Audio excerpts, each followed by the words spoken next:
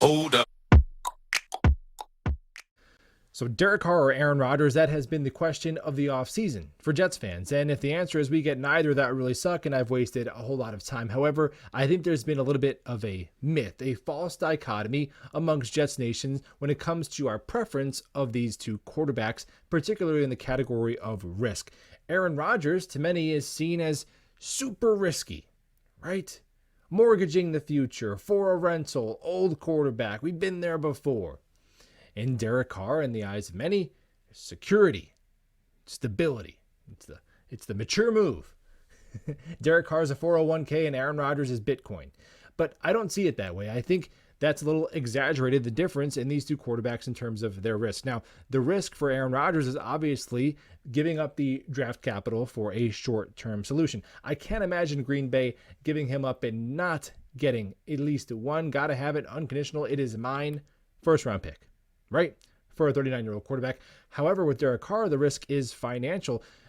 Derek Carr's cap hit would be higher than Aaron Rodgers. Woody Johnson has to kick in some bonuses for Rodgers. That's his money. That's not Joe Douglas's money allocated against the cap. And we would have to give way more money guaranteed for way more years for Derek Carr. So you could say long-term also means you're tied down, right? There's a reason some people choose to rent apartments rather than buy a house. There's risk involved with that as well.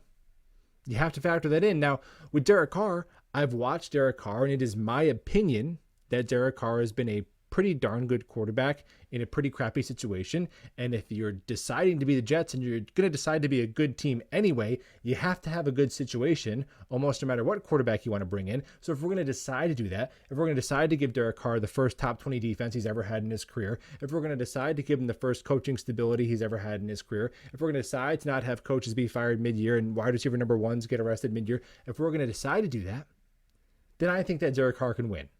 But I don't know it. You don't know it until you've seen it. There's risk there. There's risk there. And with Aaron Rodgers, it's not a slam dunk either, because it is my opinion, again, with Aaron Rodgers, that the struggles he had last year were tied to having a broken thumb on his throwing hand and some other struggles around the roster. And you're probably getting a guy who's in between that guy and the MVP guy, which is still a top 6 or 7 quarterback in the NFL. And maybe both of these opinions are a little too optimistic, but that's the way I see it with both of these guys. And with Derek Carr, here's the tier of quarterback Derek Carr is in. Right? I say he's pretty darn good. I believe that. I believe Derek Carr comes to the Jets. It's going to be the best quarterback play we've seen in so long that we're going to be really excited. And I think there's a good shot you make the playoffs that first year and you break the drought. Whew. Right? The next year, expectations up a little. Next year, up a little more. And then by that end of that third season, when Derek Carr is 35 and we paid him $120 million, we're going to be saying, okay, when are we going to get, who are we going to draft to get that guy? Our guy. You know who that guy is. The Joe Burrow, the Patrick Mahomes, the Justin Herbert, the Josh Allen, the Lamar Jackson, the Trevor Lawrence, that guy who can be a perennial top 10 quarterback in this league and be our guy for the next 12 plus years, right? Because that's the least risky option, was hitting on one of our top 3 picks in the last 4 years and having a young, durable franchise quarterback on a rookie deal. That didn't happen. So we're on plan B. And plan Bs come with risks. There's also the risk of inaction. There's the 15% of us, the Mike White, build the offensive line. Maybe Mike White can be a starter. I don't know. He has a really small sample size. Missed some time with injuries.